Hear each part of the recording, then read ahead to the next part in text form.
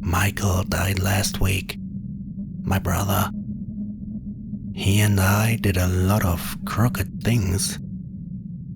We were both employed as farmhands by the big farmer Glockner, and every now and then we did something for him that wasn't always entirely legal. Once, however, we went over the top. Back then, when Glockner wanted to buy the farm from old Lady Winter, and she wasn't willing to give it up. "Never in my life I will part with my farm," she proclaimed. And Glockner then said to us, "If you manage to get me the land from Lady Winter, I'll give you half a year's wages on top." Those were his exact words, and our eyes immediately lit up with greed. That same night, Michael and I went to the Winter farm and set fire to her barn. All the straw caught fire immediately, and faster than we could see, everything was ablaze. Although we had opened the barn door before, not all the cattle got out alive. A few cows fell victim to the flames because everything happened so quickly. These animals were screaming so cruelly that I can still hear the screams today. Lady Winter immediately rushed out of her little house. She threw her hands over her head and didn't know what to do. Only when Michael shouted something at me, I snapped out of my stupor. "Let's go," he screamed. "Let's get out of here." Then we ran away, but Lady Winter had already noticed us and saw us running off towards the village.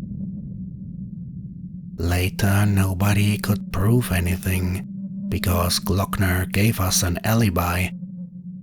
He claimed that he had played cards with us and his sons late into the night, and everyone believed him. Everyone would rather believe him than a poor old woman.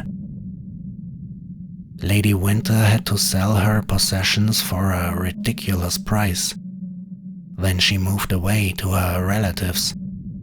But before she left, she came to the Glockner farm. Of course, none of us opened the door for her, so she stood in the middle of the courtyard and started shouting. "The devil take you," she shouted. I can still hear her words just as clearly as the screams of the animals burning in the barn. And now he has died, Michael. They brought me in so that I could be there when he went on his last journey. Then I watched him die. He lay in his bed. His face was already sunken from his illness. He was very weak. And then, just when I thought it couldn't be long now, he suddenly opened his mouth. "There he is," he said. "Do you see him?" I looked around, but there was no one in the room with us. "Who's supposed to be there?" I asked. Then Michael looked at me very seriously. "The devil," he replied, and the way he said it left me in no doubt that he knew what he was talking about, that he did really see something. Ice-cold shivers ran down my spine. "There he sits in the corner grinning," he said. "He's waiting for me to take my last breath." I kept looking around, but there was no one else in the room apart from the two of us. You'll see him too when the time comes, Michael explained. Then he suddenly opened his eyes wide. Now he's getting up, he said loudly. Now he's coming here. I was very scared because my brother suddenly stood up so much, but immediately afterwards he slumped down and didn't make another sound. That was it for him. I knew that then.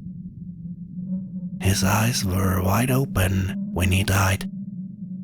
Wide open in shock, as if at the last moment the Incarnate One had torn his soul out of his body